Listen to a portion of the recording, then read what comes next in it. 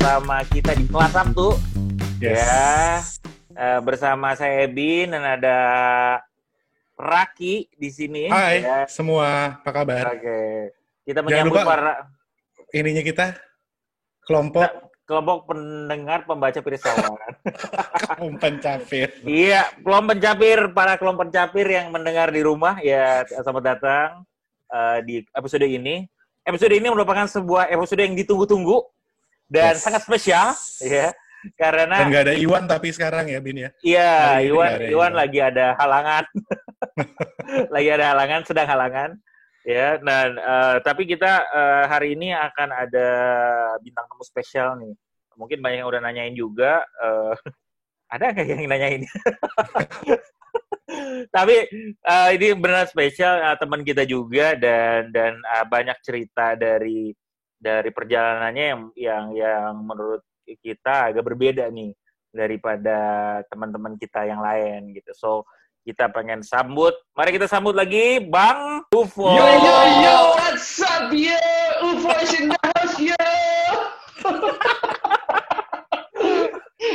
Kurpen kayaknya. Assalamualaikum akang-akang. Waalaikumsalam. Aduh, bener banget.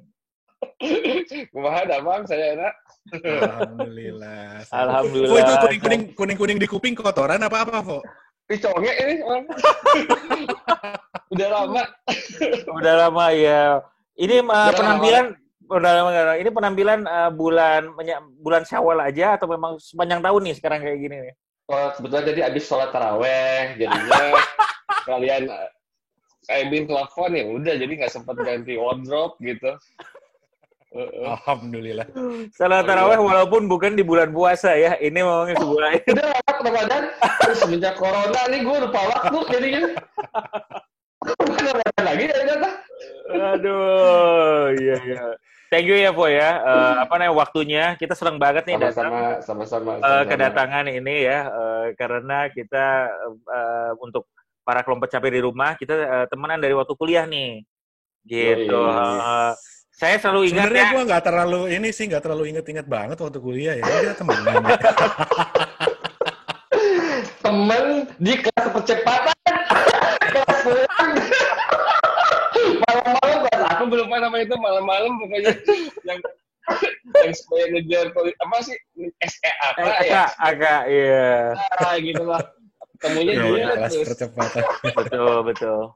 Kita selalu ingat kalau misalnya terutama untuk teman-teman angkatannya UFO, tempat rumahnya UFO tuh selalu jadi tempat pusat belajar ya.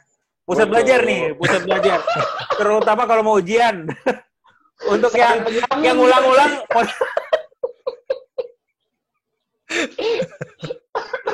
Aduh, pusat belajar banyak banget. Ya banyak banget. Ada satu nih temannya nih yang menjadi tumpuan dari teman-teman yang lain, Seva ya. Saya nggak tahu nih, Seva apa kabar ya?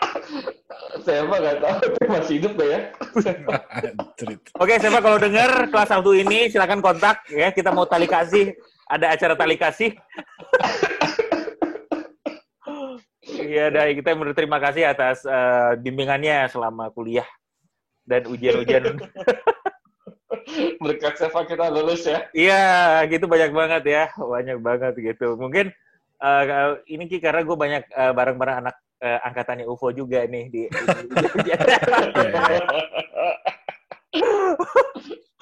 Aduh. Oke, Po. Ini karena kita pengen ngobrol-ngobrol nih malam ini. Kelompok capir juga banyak yang tahu nih yang pengen tahu. Mungkin sebelum mulai ke sana ini ya, sebelum kita ngobrol yang ininya, karena kita kan kuliah di tempat yang sama ya, Po ya. Ya. Boleh tahu nggak kenapa lu pilih itu dulu? Jujur ya, itu gue milih akuntansi itu karena tidak tahu sebenarnya gitu. Jadi keluarga gue itu bokap ya, terutama bokap gue itu pegawai yang punya bisnis gitu. Lalu dia tuh seorang developer bisnisnya itu, tapi bukan sebagai entrepreneur-nya sebenarnya, lebih kepada teknisnya gitu di belakang layarnya. Jadi dia tuh insinyur sipil lah boleh dibilang. Jadi dari kecil tuh gue udah kayak diarahkan jadi seorang arsitek sebenarnya. Oh gitu. Iya, jadi dari kecil tuh, dari kecil tuh gue nggak tahu kenapa udah ditaruh meja gambar jadi meja gambar Serius loh? arsitek tahu kan? Serius gitu. Terus apa namanya sekolah bla bla bla UMTN dulu kan apa sih namanya IPC ya apa Iya, salah ya? iya. IPA pilih kan? sosial.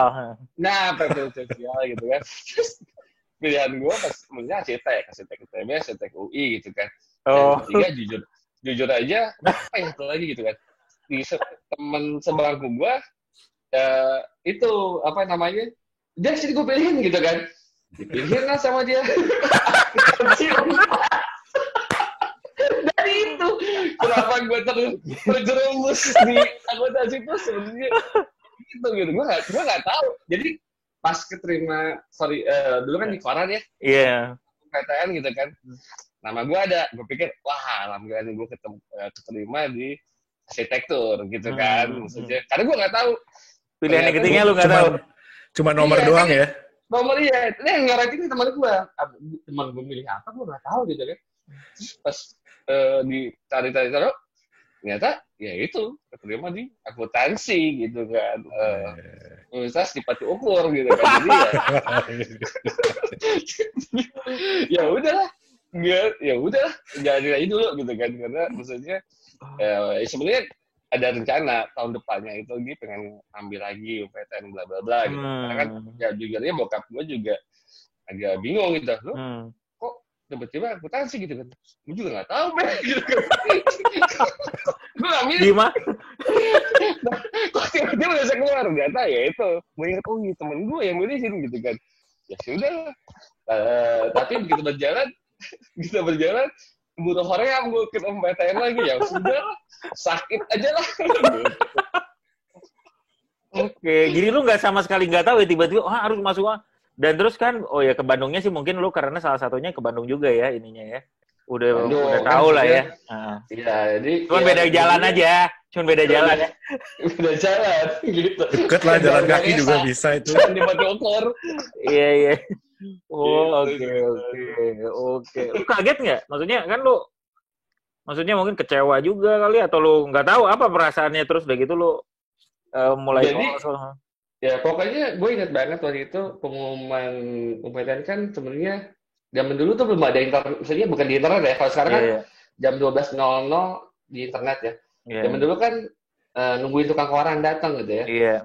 Pas tukang koran datang, gue udah seneng banget, happy nama gue di situ. Gue bilang, oh wah situ UI. Ya gue itu bodoh banget ya. Gue pikir karena itu korannya koran Jakarta, oh, berarti keterimanya gue di Universitas yang Jakarta nih. UI. Bego banget. Gue udah ngomong gitu kan ke bokap gue wah gue happy lah teriak-teriak di rumah. Mas ini sesuai dengan keinginan lo gitu kan. Arsitek itu, bla bla bla. Oh bokap gue langsung. Zaman dulu kan handphone masih barang mewah ya. Iya. Ericsson T10 gitu kan. Wah langsung bokap gue telepon anak buahnya beliin Sigufron gitu kan. Udah beli tuh dia udah dapet segala gitu kan. Terus pas diurus kok bukan arsitektur ini gitu kan. Akuntansi ya kecewa si bokap gitu. Kalau gue kan mungkin karena umur segitu juga mungkin ya udahlah gitu kan. Maksudnya zaman dulu kan boleh dibilang negeri itu masih something yang boleh dibilang pride ya.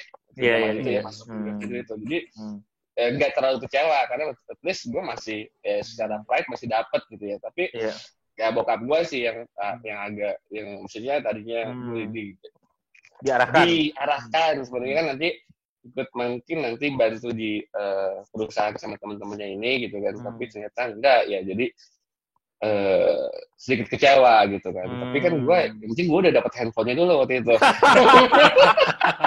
Oh ini businessman mentality-nya udah ada.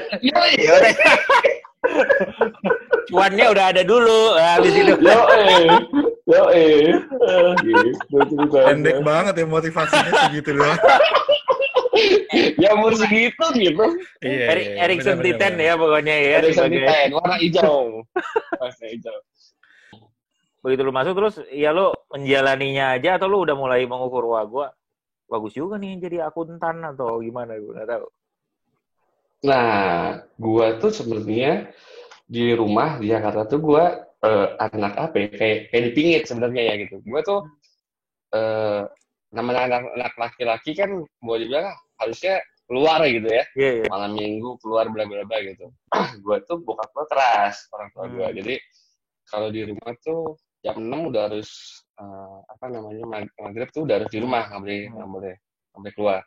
Begitu gue di Bandung ya gue sebenarnya ya gue nih kesempatan nih gitu kan. Ada Titen, burung ada di yuk Bandung. burung lepas dari kandang nih gitu kan, jadi gue pikir akhirnya gue lepas dari penjara gitu sebenarnya. Jadi ya gue ke Bandung happy karena Iya, iya. ya gue lepas dari pingitan gitu kan. Hmm. Jadi makanya waktu itu gue bilang ya udah gue coba aja tahun depan gitu kan. Nah masalah kuliahnya sendiri kan sebenarnya gue kan di SMA 78 ya di itu Jakarta, ya banyak juga teman-teman gue yang di ke Unpad. Kebetulan teman-teman geng gue yang milihin jurusan itu gitu kan, ya mungkin udah kenal lah, ada David gitu kan, Gujer, manusia itulah gitu. Jadi gue merasa ya jujur aja mungkin pada masa itu gue nggak tahu hidup gue mau ngapain kan, jujur aja arsitektur kan itu kan pilihannya bokap gue, arahan bokap gue ya, bukan nggak datang dari diri gue sendiri. Ya waktu itu menurut gue pertemanan tuh lebih penting daripada masa depan mungkin waktu itu ya. Jadi happy aja, jalanin aja gitu. Nah kalau misalnya padahal teman-teman lo belum tentu berpikir yang sama ya, Bu ya. Oh gitu ya. Gitu ya. mungkin. Tapi kayaknya kalau David sih kayaknya sahabat-sahabat juga mungkin yang David sih ya 11-12 tuh sama gue. Oke. Tapi terus lu kan abis itu lu sekolah lagi kan, Po? Ya nggak? Oh ya. Nah, lu sekolah lagi apa tuh ininya majornya? Oke, jadi waktu gue nih mau dibilang karena kurang baca kali ya, kurang wawasan gitu. Jadi gue nggak tahu mau jadi apa gitu dalam hidup gue. Jadi kayak gue yang jalanin aja tanpa ada arah gitu kan. Terus ya kebetulan bokap gue juga orangnya kan apa namanya sangat mementingkan pendidikan gitu kan. Pokoknya gue harus S2 di luar gitu kan. Oke, gue waktu itu apa ya, milih-milih itu bener-bener ngasal banget gitu. Jadi waktu itu ini gue milihnya bisnis IT gitu sebenarnya. Gue nggak tahu itu apa gitu kan sebenarnya gitu kan. Tapi gue wah ini kayaknya keren nih. ini kayaknya keren nih gitu kan. Apa namanya, something yang gue nggak tahu isinya apa, tapi cuma kelihatan dari luarnya keren dan ini ada di kota yang pengen gue lu datengin. Melbourne kan ya? Melbourne gitu kan. Nah, ada kampus yang menyediakan, ya udah gue jalanin dulu aja gitu kan. Udah berangkatlah gue ke sana gitu. Gitu. Asik juga ya, pilihan-pilihan hidup lu tuh asik-asik ya. Gak mikir sebenarnya. Ketahuan dong-dongnya kan. Nah, itu gue bilang, gue pokoknya baru turning point gue tau mau harus ngapain dalam hidup tuh justru pas di sana, Bin. Itu abis sekolah, abis lulus di Unpad langsung atau lu sempat kerja dulu? Sempat kerja dulu kalau nggak salah ya? Enggak, jadi langsung. Gini, gue kasih tau aja. Gue tuh sampai semester terakhir di Unpad, gue nggak tahu apa itu Big Four gitu. Serius lu? Serius, gue nggak tahu. Kerjaan gue main biliar, main futsal doang. Ya tapi futsalnya bagus lah, berprestasi lah. Futsal berprestasi. Penyerang handal boleh lah, 2000 oke. Jadi gue baru tahu Big Four itu apa, itu semester terakhir pas orang-orang gue mau Big Four sama anak-anak dari pengalaman Big Four apaan gitu kan. Ya gue baru tahu itu ada EY, KPMG gitu kan, Deloitte sama PwC itu jujur aja itu semester terakhir gitu kan. Jadi gue benar-benar waktu itu benar-benar nggak peduli sama sekali tentang mau kerja di mana ke depan, mau belajar apa gitu kan. Gue bener-bener waktu itu ya, menurut gue di Bandung tuh gue kayak liburan aja, pelampiasan. Ketika dia kata gue dipingit gitu kan di Bandung, gue merasa waktu gue cepet banget ya, karena gue cuma just having fun aja gitu. Gitu.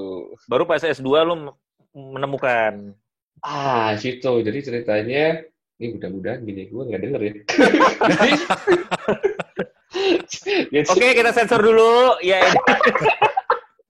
Jadi gue waktu itu naksir cewek gitu kan. Waduh. Bahaya banget lo nih ya. Pemberani. Terus. Setelah sekian lama di Bandung, di Melbourne lah baru naksir cewek gitu ya. Gak juga. Nah, sering sih naksir cewek, ditolaknya lebih sering lagi.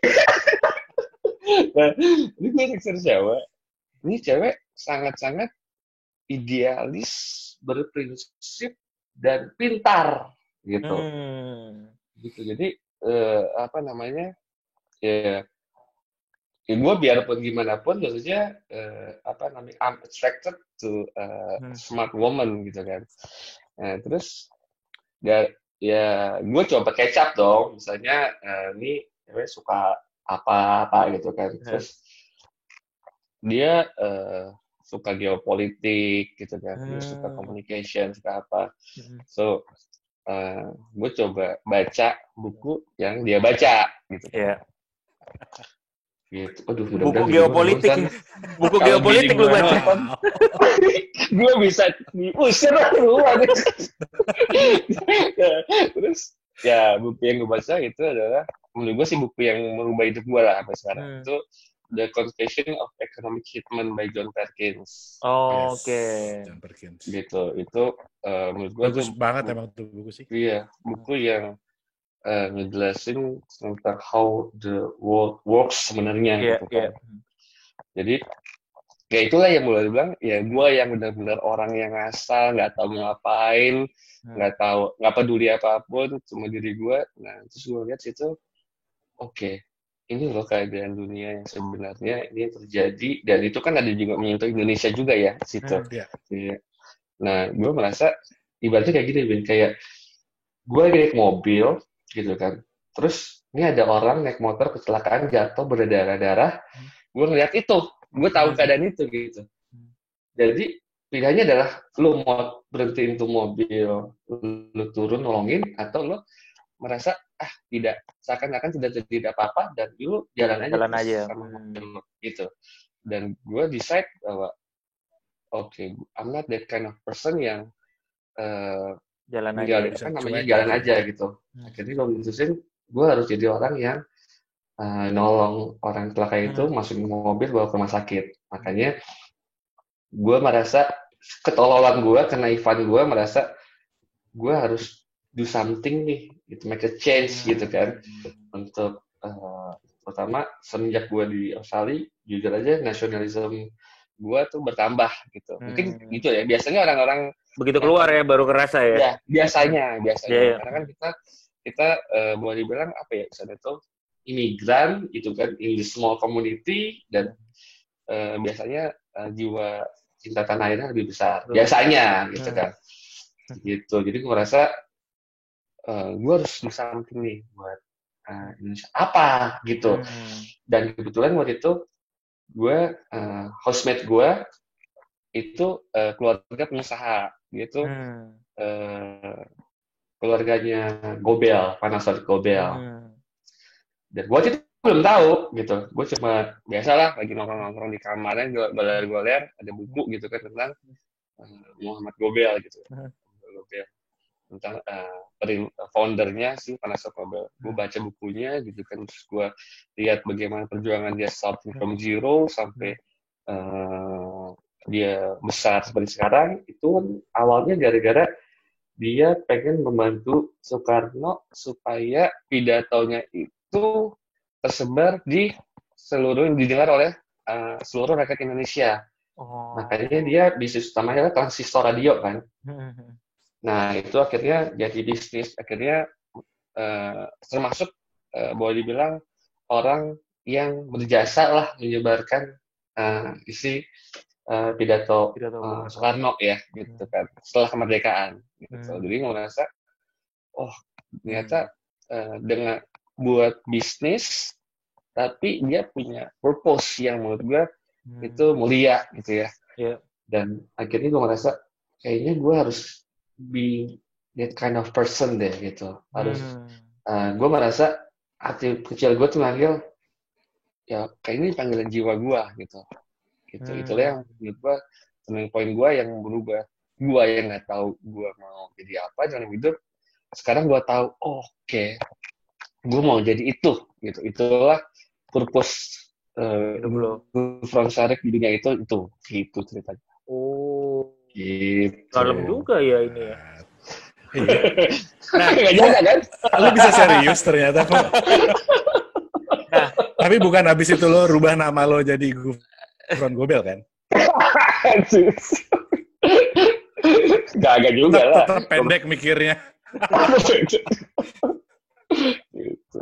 Nah, Vo, abis dari situ kan lu sebenarnya lu memang pengennya itu ya apa namanya? Pengennya mungkin jadi pengusaha misalnya atau pengusaha bisnis apa namanya ini purpose hidupnya itu. Walaupun jalannya kan kayaknya nggak mungkin ada beberapa yang belum juga ya karena kan sempat ngajar juga kan. Betul. Nah, abis gue betul. Nah, pokoknya intinya gue balik nih ke Indonesia gitu kan, artinya dengan semangat menggebu to make a change through economics gitu kan. Terus pacaran sama tuh cewek nggak? Kagak.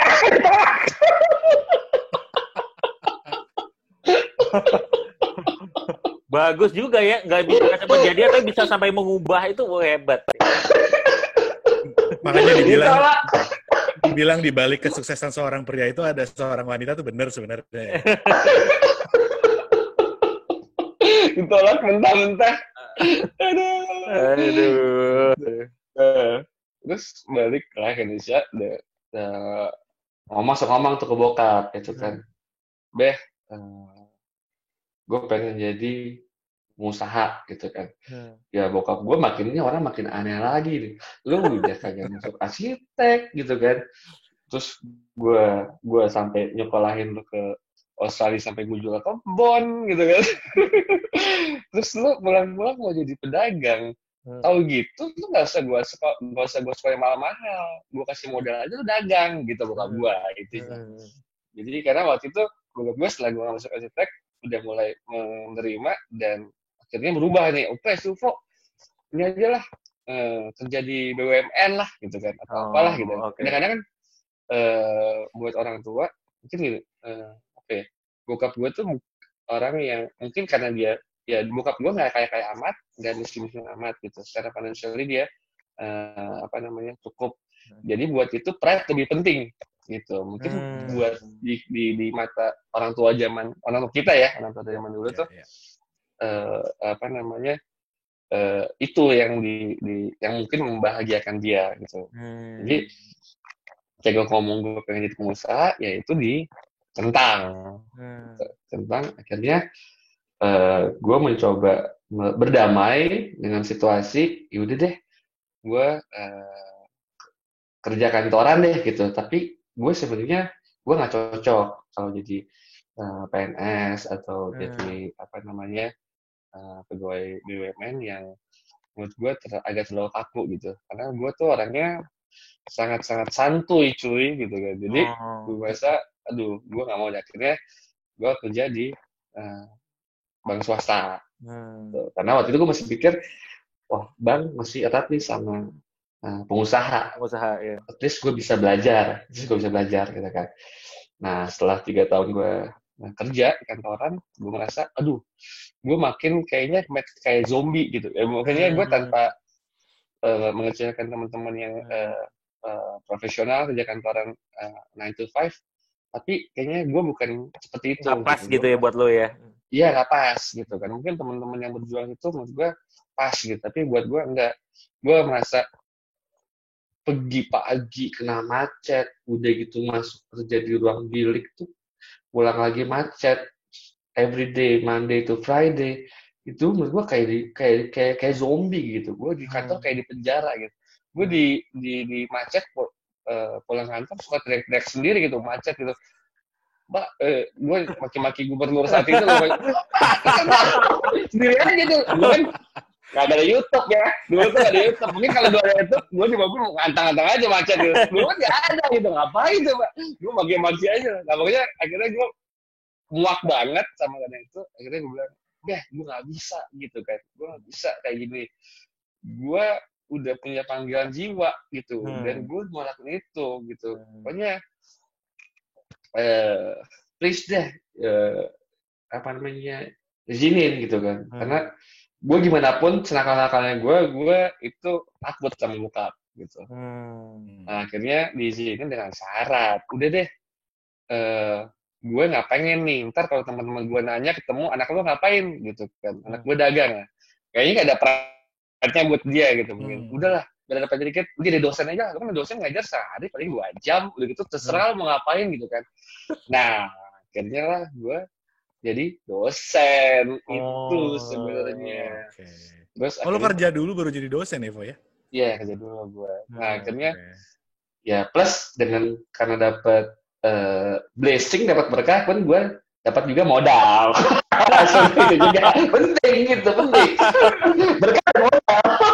Nah, bisnis pertama gue sambil ngajar ya. Sekali lagi gue tolol dan naik, sampai sekarang masih tolol dan naik. Gue merasa bisnis yang gue pilih pun harus make a change, harus make a world be a better place. Yang gue pilih adalah bisnis recycle plastik, sampah plastik. Oh, itu pertama lu itu ya? Di Jakarta? Gitu. Di Bandung. Di Bandung. Bokap gue punya tanah lah. Punya tanah di Kopo, nganggur ngapain? Gue dikasih modal Tego waktu itu, gue bikin pabrik pengolahan limbah plastik. Yang dimana waktu itu gue pikir, ini sampah siapa sih yang yang main di sini? Terus gue lihat sampah-sampah banyak kan di Bandung ya. Maksudnya waktu gue masuk Bandung lagi tuh 2009 akhir. Itu lagi di problem tuh, sampah belum Pak RK kan, jadi itu. Sempat ya. Mungkin kalau gue bisnis ini mungkin gue bisa membantu solving the problem kan, intinya gitu. Entrepreneur kan biasanya solving the problem ya. Iya. Nah udah gitu, ternyata pas gue masuk anjir mafia kabeh eta bisnis. Udah banyak banget yang main ya. Parah gitu kan bisnisnya mafia yang seriusan. Sampah. Mafia sampah mafia yang sampai punya pinjaman ke bank tuh sampai 20 miliar, 30 miliar. Gila. Gitu. Karena inti bisnis modalnya tuh bukan jualnya susah, bukan jualnya gampang, tapi dapat bahan bakunya susah. Gitu.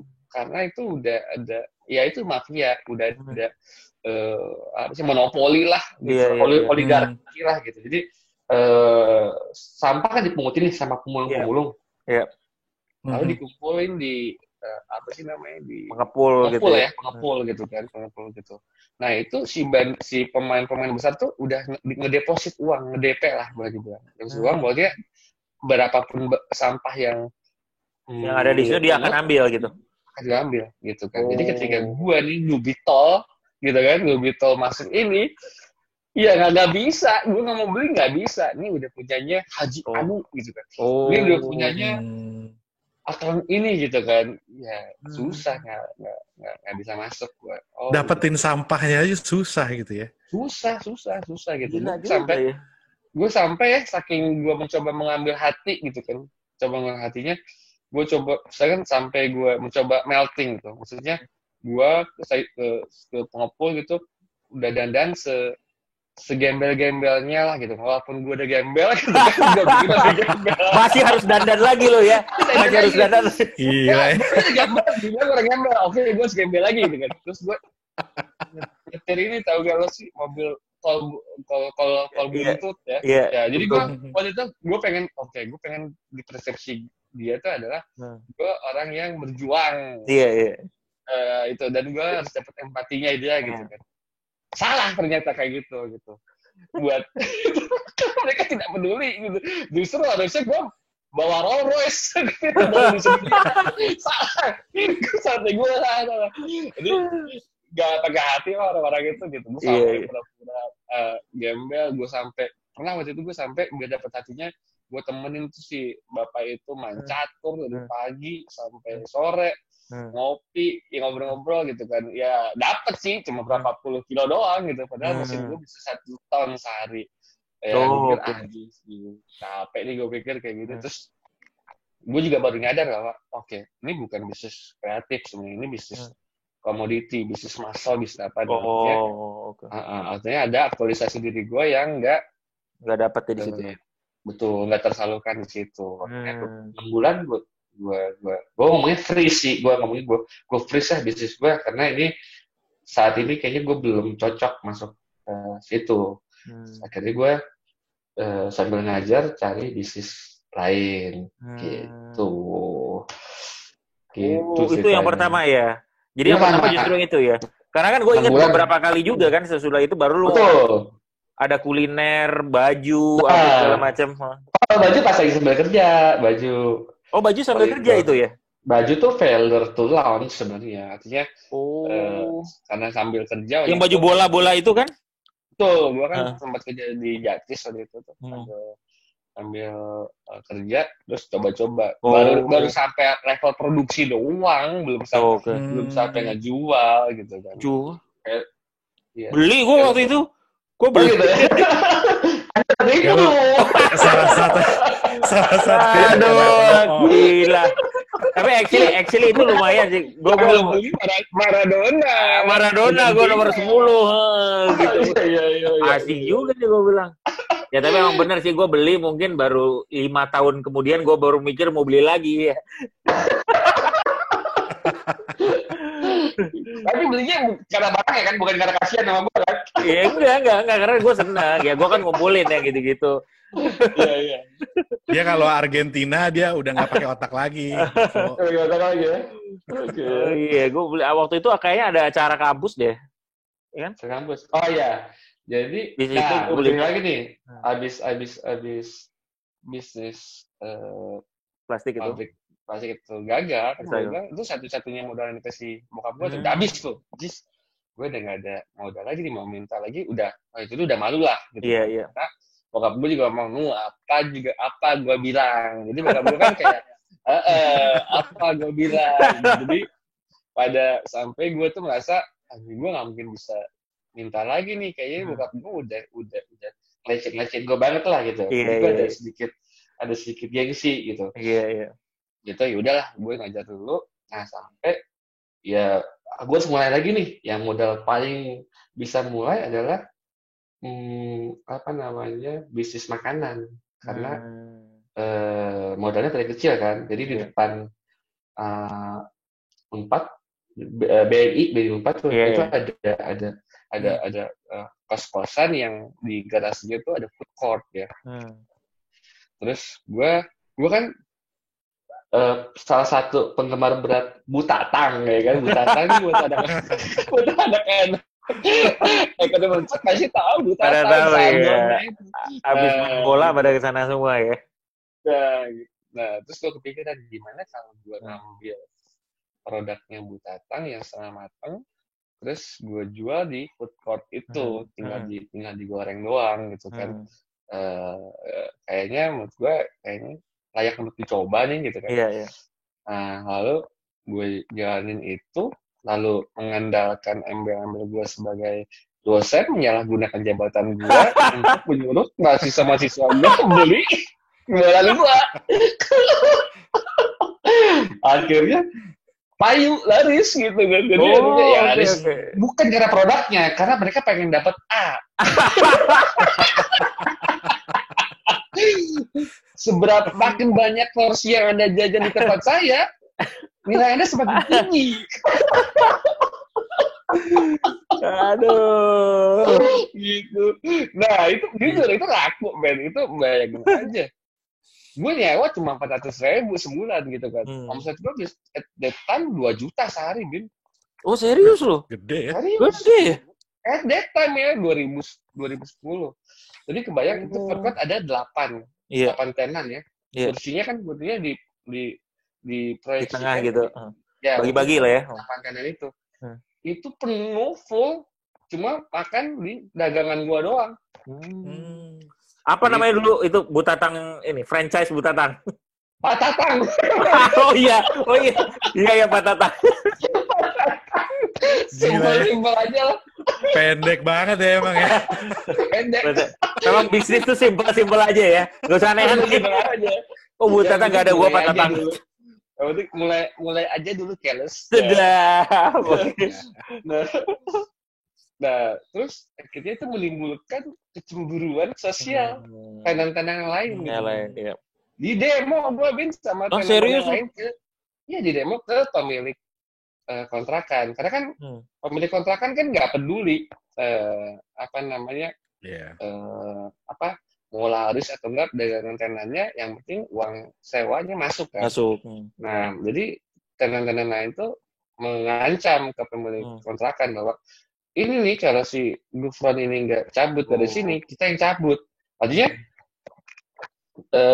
kalau gue cuma sendiri, tempat rame, kan dia cuma dapat pemasukan dari satu tenan. Iya betul. 400.000. Tapi kalau misalkan yang lainnya tetap ada di situ, walaupun kondisinya sepi, dia dapat. Ya, dia sih tetap aja dapat duit. 8 kali 400, 3.200.000 gitu kan. Jadinya, ya akhirnya gue di-kick tuh sama si pemilik pemilik kontrakan.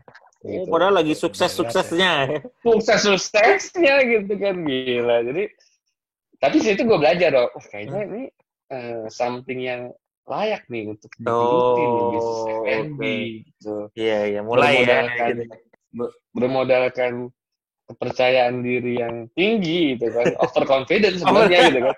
Kepercayaan diri yang berlebihan. Berlebihan. Jadinya gue memutuskan untuk nggak mau cuma jadi tenan gitu. Gue harus nyewa satu tempat supaya gue nggak diperlakukan seperti itu lagi sama di situasi seperti itu. Ya kita ngambil tempat kan di Sebagus Ismail. Nah, Ismail. Nah, gitu ya, Pak ya? Iya, kita sempat crowdfunding kan. Edwin termasuk salah satu.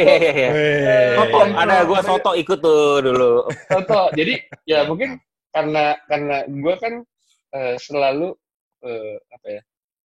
ini pola pikir gue ya, karena menurut gue solusi buat Indonesia ya saat itu adalah kita harus independen secara ekonomik ya. Gitu. Jadi gue punya misi juga, selain gue yang pelaku, gue harus mengajak orang lain juga untuk do the same gitu kan. Itu pandangan gue lah. Salah atau benar mungkin tapi itulah gue. Nah, terus ada beberapa mahasiswa yang mungkin ya pengen ambil hati gue supaya dapat nilai bagus kali. Nah, join the movement gitu kan. Gitu. Akhirnya gue pikir, kita namain aja warung ide gitu kan. Dengan nanti bangun itu ada diisi merchant untuk berpartisipasi di situ. Jadi gue kayak belajar wirausaha. Karena menurut gue wirausaha itu bukan yang dipelajari di kelas, wirausaha itu dipelajari di jalanan, di lapangan gitu. Mereka harus terjun juga gitu. Dan dari mana? Nggak ada kita crowdfunding ke Akang Edin gitu kan yang telah tenan ya, tenan. Iya gitu kan. Nah seperti itu crowdfunding pada masa itu ya. Sempat jalan gitu kan untuk tahun pertama gitu kan. Sempat juga total penjualan semua tenan tuh sempat 2 jutaan sehari lumayan. Karena kan kita marketnya tuh banyak kos-kosan gitu kan. Sekali lagi kos-kosan tempat mahasiswa banyak tinggal gitu kan. Supaya mereka nongkrong di situ gitu kan. Mereka juga dan mau nongkrong supaya kelihatan nama gua si Anu jajan nih di situ. Gitu. Dan di tahun pertama bagus, lalu ya itu kan mulai banyak masalah ya operasional terutama. Lalu sampai puncaknya adalah ternyata si bangunan itu diagunin sama si pemilik rumah.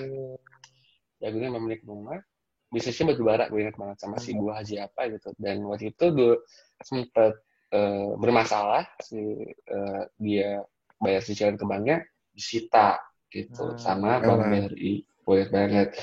Akhirnya baru setahun jalan, ya itu bangunan udah mau disita, ya udah. Wah ini we have no future nih di sini gitu kan. Nah itu udah nggak jelas lah. The rest of it udah nggak jelas. Gitu. Itu gagal lagi nih gue bisnis kedua ya gitu kan. Itu tapi kalau kayak gitu kan lo udah pengalaman tuh di Patah-Atang, Warung Ide. Kan ini cuma masalah tempat ya isunya 2 kali itu ya. Kan lo nggak solusinya nyari tempat aja gitu kan ya sebenarnya ya. Betul. Tapi kan waktu itu kondisinya gini, bensin udah habis nih gitu kan. Maksudnya gue aja sampai uang tabungan nikah gue tuh sampai ikut-ikut campur aduk di situ lah gitu kan. Sampai ya boleh dibilang gue ketika nikah itu bener-bener keadaan ekonomi gue tuh bener-bener amsyong ya. Gitu.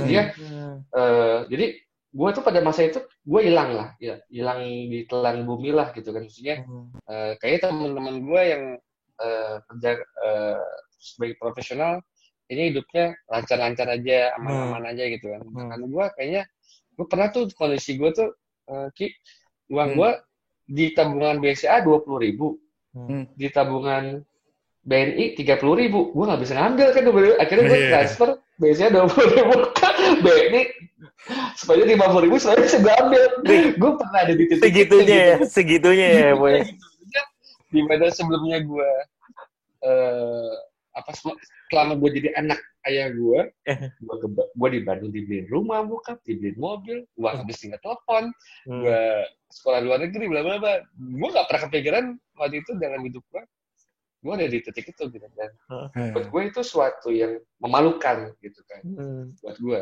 Dan gue tuh jadi nggak percaya diri, atau minder lah sama teman-teman gue. Bahkan banyak, maksudnya kayak teman gue nikah apa segala gitu, gue nggak datang bukannya karena gue tidak sayang sama mereka gitu, tapi gue waktu itu dalam merasa tidak percaya diri. Jadi gue merasa kayaknya gue gagal nih dalam hidup gue gitu. Gitu sih. Bahkan ya ketika nikah pun gue juga gue dibilang ya mungkin waktu itu juga karena istri gue orang Padang, kita kawin di Padang, gue nggak sempat gue ya paling cuma announce aja sih di SMS apa gitu, tapi gue juga nggak pengen banget sebenarnya mereka datang gitu, karena merasa pada saat itu gue merasa gue gagal nih gitu, jadi gue malu aja. Walaupun ada satu yang datang tuh, si Ari, lu kenal Ari kan? Ari Sonawijaya, bukan?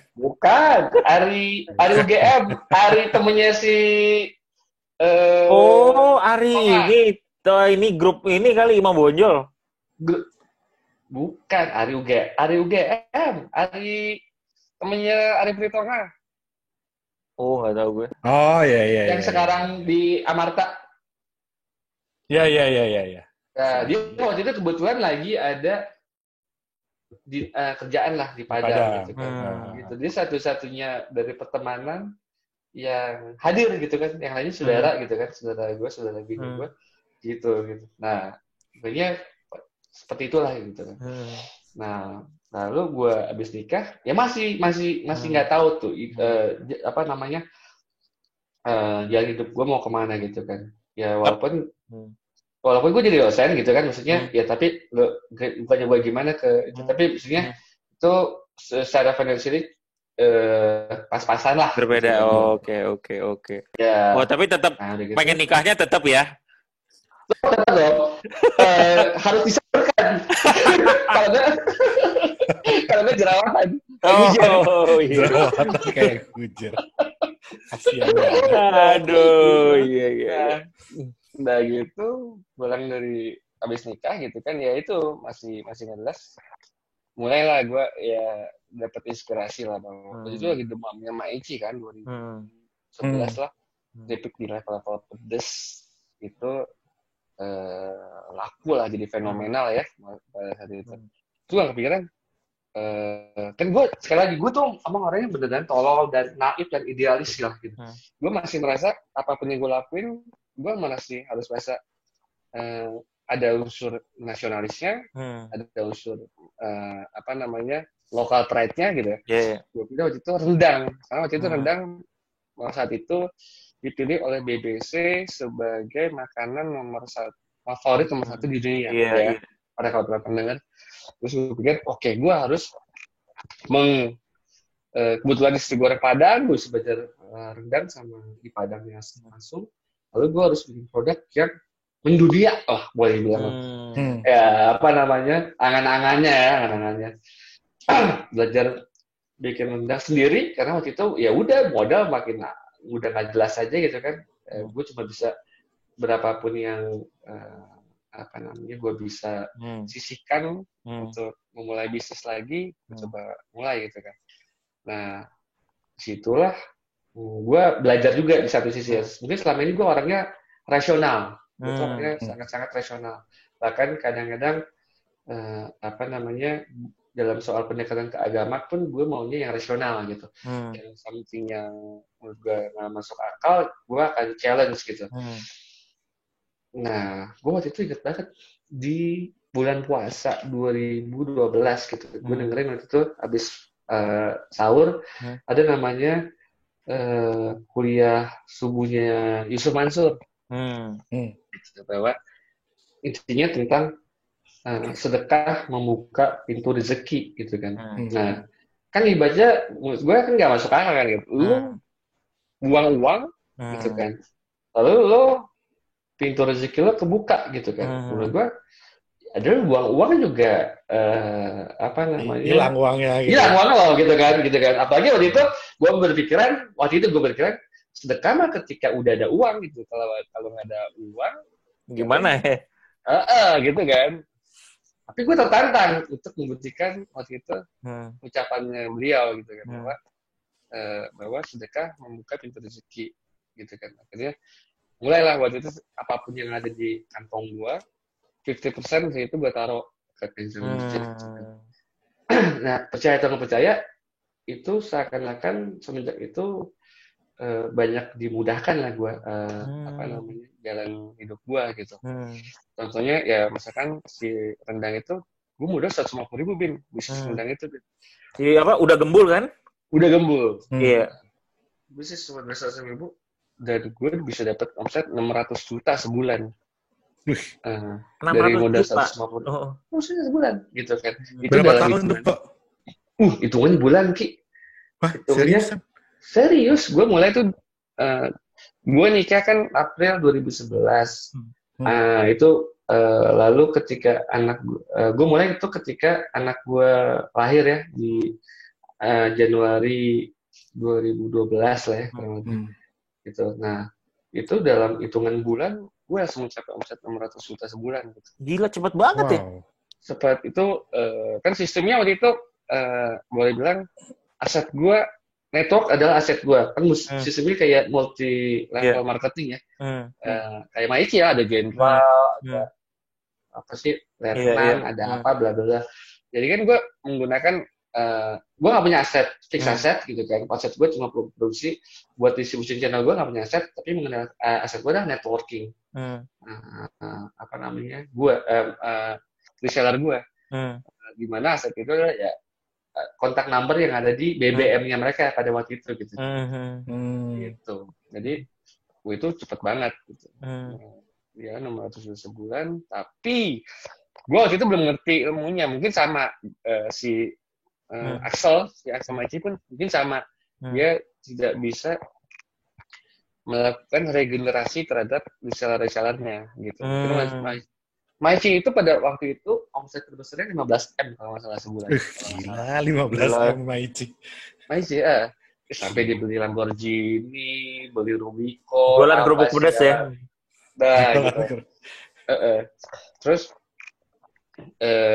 dia tidak berhasil melakukan regenerasi terhadap resellernya. Artinya, waktu itu resellernya banyak kan anak kuliah ya. Ketika udah lulus, biasa anak kuliah pada anak Indonesia pada umumnya. Iya, kerja apalagi. Ya, kantoran orientasinya. Akhirnya, ketika kerja, udah tidak melanjutkan lagi tuh. Profesi menjual keripiknya. Karena waktu itu mungkin itu adalah, buat anak-anak mahasiswa waktu itu mungkin menjual itu adalah seseruan aja gitu. Iya. Bukan mata pencaharian utama. Betul. Dari Tapi gila sih ya seseruan yang menghasilkan 15 miliar sih menurut gue seru banget, men. Seru. Nah, terus gue lihat Maichi akhirnya dia mulai masuk retail ya, dia masuk retail. Gue waktu itu masih jalan, tapi gue merasa oke, ini kalau Maichi bisa gitu, ya bisa terjadi juga sama gue. Jadi gue siap. Ya. Akhirnya gue mulai masuk ke retail gitu, masuk ke retail juga gitu kan. Iya. Akhirnya masuk ke retail, tapi ternyata ya gue samping yang gak gue pikirin, ternyata masuk retail TOP-nya panjang, men. Bisa 1,5 bulan. Artinya gue pikir gue harus punya 3 kantong nih kalau masuk retail. Artinya buat piutang, buat raw material, dan buat inventory gitu. Artinya kalau omset gue 600, gue harus punya duit 1,8 M gitu. Wah, gila nih. Artinya menurut gue something yang gak pengen juga gue lakuin dalam prinsip bisnis gue. Karena waktu itu gue mulai belajar juga agama dan mulai ngerti tentang apa itu riba gitu kan. Dan kalau lo mau gedein bisnis seperti itu, artinya gue harus main bank gitu kan. Walaupun gue pernah kerja di bank, tapi menurut gue kayaknya ini bukan yang lo pengen lah ya. Bukan yang pengen. Gitu. Sampai akhirnya gue ketemu pelanggan gue yang jadi mentor gue. Gitu. Itu Kang Rex Parindo, itu foundernya Abnormal. Normal. Gitu. Dia suka rendang gue, suka ngulas juga di tulisannya dia, karena dia kan juga sebenarnya konsultan digital marketing, dia punya Twitter yang @nasihatbisnis lah, udah banyak. Dan gue merasa tersanjung, rendang gue dibahas sama dosen dia, lalu gue coba ketemu sama dia, dan ternyata dia orang yang sangat baik, boleh bilang, gue yang gak punya basic marketing branding jadi punya someone yang bisa gue tanya gitu. Karena dia emang dia dari kuliah udah menemukan tujuan hidupnya lah di marketing. Nah, gue kan telat gitu. Jadi akhirnya dia banyak ngajarin gue, membuka mata gue tentang bagaimana melakukan marketing and branding. Waktu itu dia belum bikin Abnormal, masih jadi konsultan digital di Kreasindo waktu itu. Tapi sering ngopi-ngopi, ngobrol bareng. Dia waktu itu ngomong, tuh aku mau pivot, mau jadi terjun, bukan cuma konsultan, tapi gue terjun sebagai pemain. Gue jujur aja masih merasa, ini gue pengen lihat nih, lo kan sama ini konsultan gitu kan, artinya lo cuma bisa nggak nih? Bisa nggak lo bermain? Gue waktu itu sempat gue pengen lihat nih, penasaran nih gue. Dan dia berhasil kebuktiin ke gue plak gitu kan, bahwa ketika jadi pemain pun dia bisa jadi something yang hits banget. Waktu itu dengan si nasi goreng mafia yang iya betul. Gokil, itu gila banget sih. Artinya buat gue UKM waktu itu tuh menurut gue, wah gila ya, dia itu bisa bikin something produk yang boleh bilang kan sebenarnya nasi goreng siapa sih nggak bikin gitu, tapi bisa jadi sangat situ gitu ya. Iya. Gitu. Terus dia bikin lagi next project-nya Abnormal. Walaupun dia sempat mengajak gue juga itu terlibat di project, tapi waktu itu gue merasa gue nggak pengen terlibat di situ. Gue pengennya build my own team gitu sendiri kan. Ya, karena waktu itu juga si Kang Rex itu dia orangnya gue sih sangat kebantu ya. Artinya ketika dia sukses, dia menginspirasi gitu. Yang lain yang baru belajar supaya gue bisa nih, kalian harus bisa gitu kan. Nah, itu something yang menurut gue in the same purpose with me gitu kan. Emang kita nih harus menginspirasi atau orang gitu kan untuk memotivasi mereka juga untuk mencapai tujuannya. Jadi menurut gue, gue satu frekuensi nih sama doi gitu kan. Terus dia ketika dia bentuk CRP Cipta Rasa Prima, gedungnya kantor udah megah banget ya di Sulanjana kalau nggak salah. Gila itu buat tukang nasi goreng, tukang mie masuk kantornya pakai kartu itu akses gitu kan. Wes gila. Startup lah kantornya gitu kan. Iya. Terus dia ngomong, lu kalau mau cepat gitu kan, lu nggak bisa kerja sendiri. You have to build a team, an organization lah intinya. Nah setelah gue belajar, gue coba bikin tim, bikin organisasi. Nah gitu. Nah Ebin tahu ceritanya kalau yang ini nih, Ebin tahu nih. Artinya. Iya. Ya kan? Ini yang donat ya. Donat. Jadi waktu Rendang itu bisnisnya adalah bukan bisnis cash karena jualnya piutang. Gue harus nyari bisnis cash nih. I have to make. Tapi si Rendang masih lanjut ya, Vo ya? Kalau nggak salah ya? Masih. Tapi satu-satunya yang gue lanjutin cuma di Gria doang, Ki. Karena Gria itu termasuk yang pembayarannya cepat, cuma 2 minggu. Superindo gitu-gitu udah enggak ya? Gila, Superindo parah, men. 2 bulan gitu. Berat ya. Carrefour apalagi? Buset, itu Carrefour macet. Sorry Pak Heru Tanjung kalau benar. Benar nggak ya? Mungkin ini kita 1 juta followernya ya. Iya. Kalah. Gitu. Walaupun terakhir dikenal jadi komisar sih. Fisik ya. Gua kebetulan nggak pakai peci aja. Nah, itulah ceritanya. Gue belajar waktu itu yang gue salah satu omongan Kang Riz yang gue takut tentang si Seth Godin ya. Jadilah sapi ungu gitu kan. Gitu. Ya makanya waktu itu ya kan ilmu gue masih cetek ya sebenarnya. Gue harus bikin produk yang different, yang berbeda gitu. Yep. Tapi ada marketnya gitu. Nah waktu itu pakai keluar ide bikin Dino Donat. Donat bentuk dinosaurus. Gitu. Asik juga tuh. Nah di situ nih gue kayaknya mulai nih ngelihat cukup aneh-aneh nih. Maksud gue itu adalah gue kalau ngelihatnya ya, kan lu mulai banyak tuh bikin di Facebook lah. Gue nggak tahu Instagram kayaknya udah mulai juga ya di situ. Udah Instagram. Dan itu muncul banget nih. Ini UFO banget nih. Ngaco banget gitu. Jadi video aneh mulai muncul. Aduh, gue kadang-kadang suka malu sendiri liatnya. Aduh.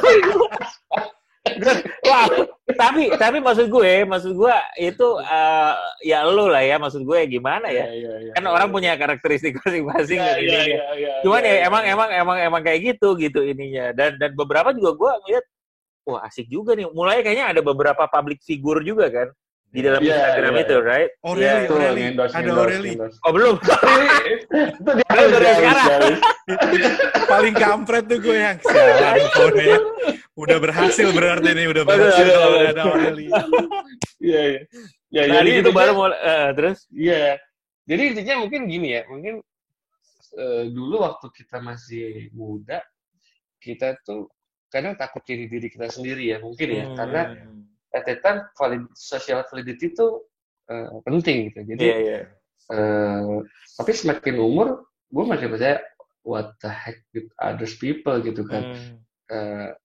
Ya just be myself aja, nyamannya seperti apa ya gitu. Jadi semakin lama ya makanya gue merasa semakin dalam bisnis gue pun ya I'm just be myself gitu. Ya makanya dari masalah konten atau apa gitu gue ya itulah mungkin ada UFO-nya lah di situ. Iya. Cukup ini ya, revolusioner berani ya, ini berani. Iya gitu. Jadi gue udah mulai merasa gue nggak takut untuk salah gitu. Jadi I just do what I want to do selama itu nggak make harm to other people, ya udah gitu. Tapi gue udah nggak peduli sama social validity lagi gitu. Jadi asik juga ya. Emang bukannya dari dulu lo kok nggak peduli ya? Ya cuma sekarang deh kayaknya. Ya mungkin jadi lebih lagi jadi. Oh my god, mengerikan sekali ya. Gitu. Nah, terus ya itulah. Tapi ya apapun ceritanya di Donat, I learn something lah, maksudnya that's my learning curve. Itu omset oke lah, itu sempat 900 juta sebulan gitu. Oh iya. Dari aku juga. Sebulan. Karena memang menurut gua cukup asik sih ya, asik revolusioner kan dia ada tulisan-tulisan gitu kan. Jadi kan lu bisa bikin happy birthday pakai itu. That's it. Terus celebration gitu-gitu ya. Jadi waktu itu kan gimana? Jadi ceritanya idenya waktu itu kenapa di donat adalah gue waktu itu habis acara apa sih syukuran anak lahir itu apa namanya? Akekah. Secara akekah bungkisannya donat gitu kan. Terus gue pulang ke rumah, gue makan donat sambil nonton Jurassic Park. Simple ya semua alasannya. Iya. Terus gue ingat gue punya keponakan yang itu dinosaurus freak banget gitu. Oh iya benar. Jadi gue merasa, oke, ini ada market nih. Artinya, karena menurut gue keputusan membeli ada dua, rational value sama emotional value gitu. Dan emotional value itu ketika berhasil ngambil emotional value seorang itu akan jadi lebih kuat keputusan membelinya. Dan ketika anak kecil menurut gue itu adalah marketer gue. Kenapa? Gue belajar juga. Gue punya anak gitu. Kalau gue ke mall, ya dulu tuh di Trans Studio Bandung, kita makan itu bukan keinginan kita dong pasti apa yang anak kita pengen. Jadi kita makan di situ gitu. Akhirnya dia marketer kita kan sebenarnya gitu. Jadi gue pikir kalau gue bisa bikin produk yang ngambil emotional value-nya seorang anak kecil, pasti seorang orang tua akan membahagiakan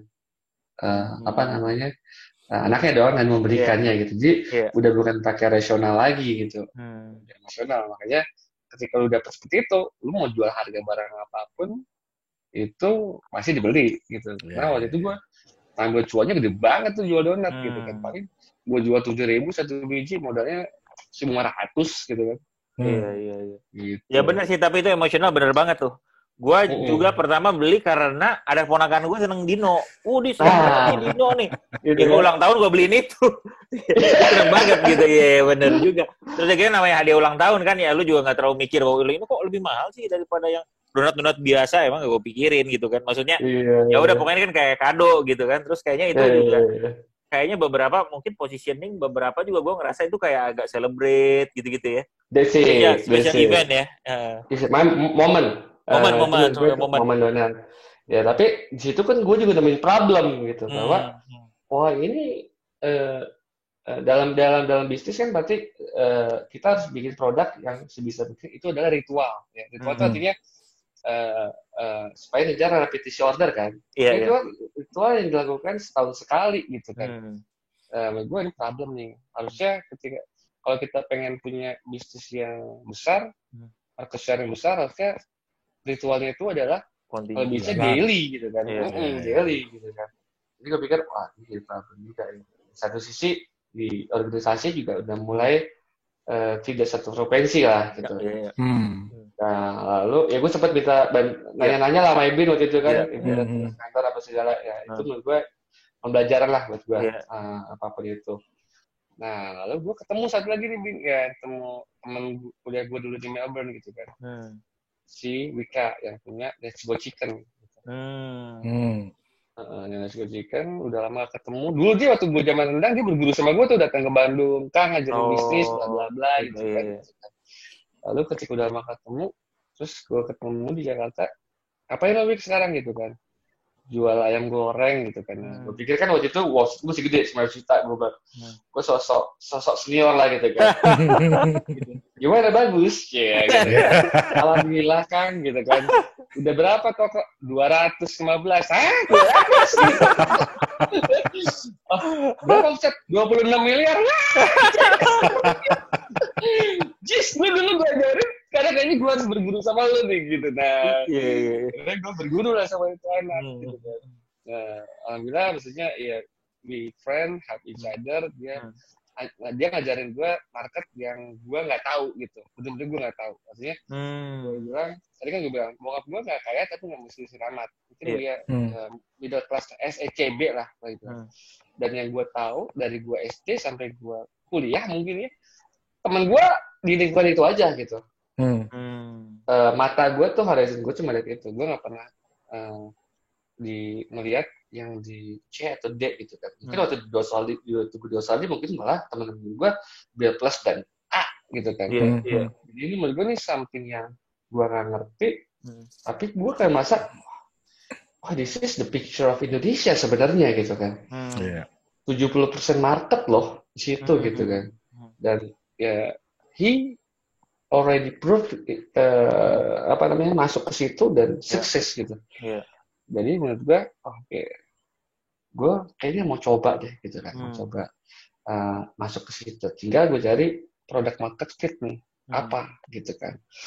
Nah lalu gue lihat produk yang bentuknya adalah ritual gitu kan. Minum kan ritual ya, maksudnya kayak pagi, siang, sore lo mau makan apa minum apa segala macam juga. Dan ini tahan di segala season gitu ya, tahan di segala bulan. Karena donat itu waktu dulu bermasalah ketika bulan puasa. Bulan puasa itu orang donat gitu, belinya gorengan sama es kelapa gitu kan. Bener. Jadi saatnya Lebaran bayar THR, gue udah omset turun, suruh bayar THR gitu kan. Wah, itu double jab banget. Double jab. Jadi akhirnya, I have to find another product ya, yang survive in every season.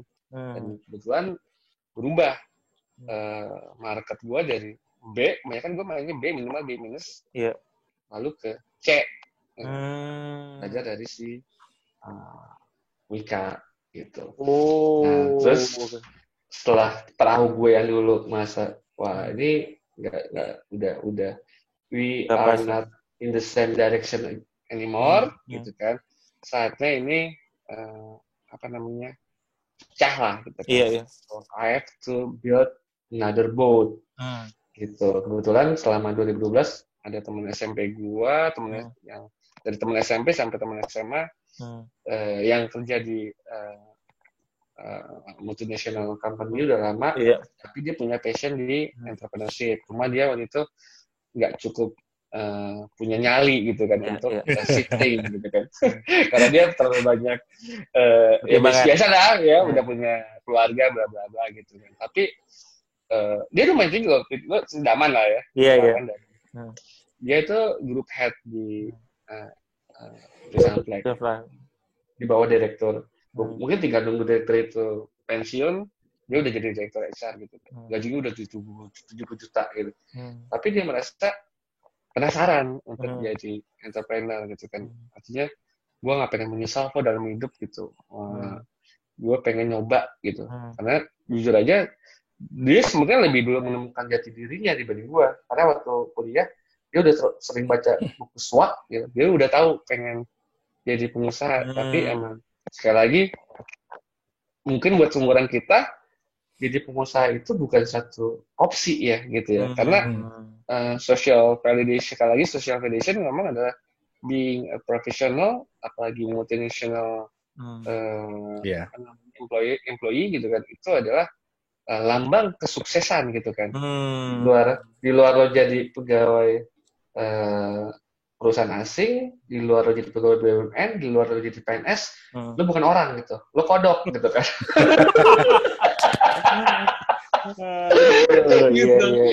Jadi ya tapi for some people ternyata ada, dan itu ternyata teman gue, dan itu something yang gue idam-idamkan dari dulu, karena gue pikir cuma gue gitu. Gue pikir cuma gue, karena jujurnya ketika gue mulai usaha, gue merasa gue kayak me versus the world gitu kan. Nah ketika ada itu gayung bersambut gitu kan. Terus mungkin waktu di Donat kan gue juga udah mulai dipanggil media lah gitu kan. Gue dipanggil sama Andi Moya di Big Circle something di mungkin merasa partnering with UFO ini memitigasi kegagalan bisnis gitu kan. Akhirnya dia gue tantang, udahlah lu nggak usah soalnya itu sering banget WhatsAppan mulu kan. Oh, oke. Info bisnis lo bla bla bla. Dari tahun 2012 tuh main ke Bandung deh pabrik kodok gitu kan. Tapi nggak pernah terjun ya. Dari John, gue setiap gue ke Jakarta nyamperin ngopi-ngopi. Akhirnya gue tantang, udah lo nggak usah banyak nanya. Nih gue ada punya project ini, lo mau ikut gak gitu kan? Yaudah, gue ikut. Jadi saya tuh pesan flag gitu kan, gitu. Dan dia mengisi pasangan yang gue nggak bisa gitu, dan gue nggak tahu adalah dunia HR. Gitu. Karena gue pikir kan adalah untuk membangun suatu bisnis yang besar adalah you have to create a strong organization ya. To make a strong organization ya, you have to develop the people inside the organization gitu kan. Sementara kan lu tahu sendiri gue orangnya kan kagak pedulian gitu kan. Gue tuh orangnya adalah orang yang tidak pandai menjaga perasaan orang lain. Jadi gue rasa kayaknya gue nggak bisa ciptain culture deh di perusahaan gue, karena gue sendiri tidak berbudaya. So I need someone to help me to build the culture of the organization. Iya. Dan dengan segala KPI bla bla blanya lah, teknisnya lah. Bin tahu sendiri karena gitu kan. Jadinya oke, daman lah menurut gue. I believe if Daman join the team, he'll be buat jadi partner yang pas banget buat gue gitu kan. Artinya gue semakin menyadari bahwa gue tuh otak kanan gitu, dan gue butuh otak kiri yang nyembangin gue gitu kan. Gitu kan. Walaupun banyak orang ngomong gue nggak punya otak gitu kan. Nah, jadi gue semakin mengeksplor otak kanan gue aja lah, otak kiri urusan Roman gitu kan. Gitu. Terus, dan Daman juga di perusahaan yang dulu relate banget sama ide bisnis yang mau kita jalani. Oh iya betul juga, betul. Bakunya susu gitu. Iya. Ketika kita mulai usaha, kita udah mulai dengan harga distributor itu gitu, bukan harga karena networknya udah beberapa ada juga ya. Iya, luar biasa lah. Iya. Kita bisa jual di house itu bisa jual taitnya harga goceng, tapi kualitas dum-dum. Iya. Goceng, Pak. Goceng nih, asik nih makannya nih, haus dong. Haus ya, luar biasa. Kembali namanya sangat simpel ya, Fo ya. Itu belajar juga sih. Boleh. Ada beberapa nih kan tadi ada poin juga dari Udah Gembul masuk ke Dino Donat terus gitu haus, akhirnya lu ini tim ya. Kan ada biasanya partnering itu kan nggak selalu oke lah ya. Nggak selalu jalan oke apa segala macam, mungkin ada ego apa segala macam. That's it. Nah, mungkin dengan segala macam yang udah lu lewatin ini, apa sih sebenarnya mungkin dari ego atau bagaimana nih partnership beberapa yang lu pegang benar sehingga ini bisa lebih baik lah jalannya gitu. Oke. Gue bener banget tuh Ben. Masalah utama organisasi ya bukan ngomong organisasi, sebenarnya hubungan suami istri itu sama, ego. Jadi apalagi semakin kita tumbuh, semakin kita besar, semakin media udah dari kita itu kadang-kadang tumbuh keakuan gitu kan. Oh, ini nih karya gue nih. Ini gara-gara gue gitu. Oke. Iya, timbul keakuan. Jadi contohnya gini deh. Ini gue harus gimana pun gue harus ngomong karena ini adalah suatu learning ya buat teman-teman yang lain gitu. Dan kita semua juga mengakui di organisasi kita bahwa ketika ketika mulai ya, mungkin kan gue boleh dibilang lebih dulu mulai, lebih terjun masuk inilah. Teman-teman tuh gue tuh ngeliat ya oke, udahlah nurut aja kata Upo. Nanti dia nunjukin ke situ, nanti kita tinggal kalau dia melenceng kita kasih insight based on our own experience gitu kan. Gitu. Ya, awalnya gitu kan. Tapi ketika semakin besar, semakin merasa ya keakuan tadi udah mulai merasa gue nggak mau ikut terus nih. Betul, karena kan belum tentu benar ini si UFO nih gitu, misalnya gitu ya. Walaupun gue udah menyadari, karena kan gue pernah di organisasi sebelumnya itu sudah terjadi. Makanya gue ketika berbisnis di awal, gue harus nentuin, kita ini bisnis, gue bukan mau bikin UKM lagi ya, gue udah capek gue di UKM gitu kan, gue udah capek miskin gitu ngomongnya gitu. Terus gue pengen jadi organisasi gitu kan. Gue pengen kayak CRP lah gitu kan. Jadi gue pengen kita listing di bursa sama mereka Bapak. Jadi amin. Please jangan berlaku seperti UKM. Kalian datang dari dunia organisasi yang udah mature, bring that culture into this company kan gue bilang gitu kan. Siap gitu kan. Nah, ketika tadi berjalan gitu kan. Nah, tadi gue bilang keakuannya udah mulai, akhirnya udah mulai merasa ya itu. Di awal tadi gue bilang kita bikin organisasi ada chain of command-nya harus jelas gitu kan. Mereka mempercayakan gue sebagai CEO, lalu yang lain direktur bla bla bla gitu kan. Nah, artinya secara organisasi, walaupun gue bukan pelaku organisasi selama di kampus gitu kan, tapi gue boleh bilang pimpinan geng kemis gitu kan. Jangan lupakan itu. Pimpinan geng kemis, organisasi informal.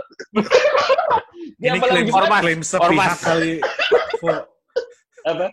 Lu klaim sepihak nih. Ormas, pimpinan LSM gitu kan. Jadi ya gue sedikit ngerti lah tentang how to run an organization gitu kan. Walaupun informal dan tidak produktif, kurang-kurang. Terus ya udah, organisasi tetap perlu chain of command. Nah, ketika itu jalan, ya chain of command itu agak sedikit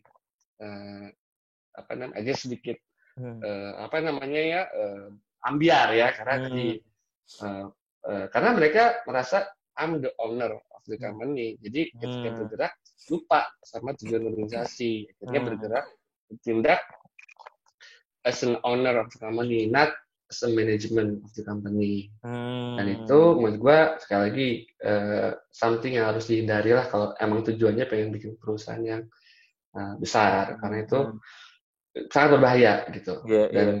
Dan gue juga jujur aja, maksudnya gue kondisinya waktu itu serba gak enak. Satu, teman-teman gue baru nyoba bisnis gitu kan, dari biasanya di perusahaan company yang dimana otorisasi dia tuh terbatas ya, di kerjanya aja. Jadi gue sangat mengerti ketika dia terjun di bisnis UKM ini. I want to learn everything. Gue sangat mengerti gitu. Dan makanya gue juga tidak bisa dengan tegas gue membatasi. Karena merasa gue sama aja kayak membatasi kesenangan orang. Karena gue udah puas gitu dulu gitu kan. Dan gue udah merasa kayaknya gak adil deh kalau gue langsung terlalu strict gitu tentang organisasi. Akhirnya kesalahan gue sih, gue agak membiarkan gitu. Jadinya banyak cross border, pengen ngambil keputusan yang sebenarnya bukan areanya, lalu masalah komunikasi gitu kan, karena ada ego. Gue nggak mau, maksudnya ego report, karena ini kan seumuran gue juga dari kecil, jadinya nonton bokep bareng gitu kan. Oke, ini disensor ya. Udah pakai peci. Astagfirullahaladzim. Maksudnya film-film pelajaran ya, film pelajaran. Nah, betul, biologi lah. Biologi. Jadinya ya kayak gini contohnya. Top gua ya misalkan. Gue sambil ngecas takut mati nih.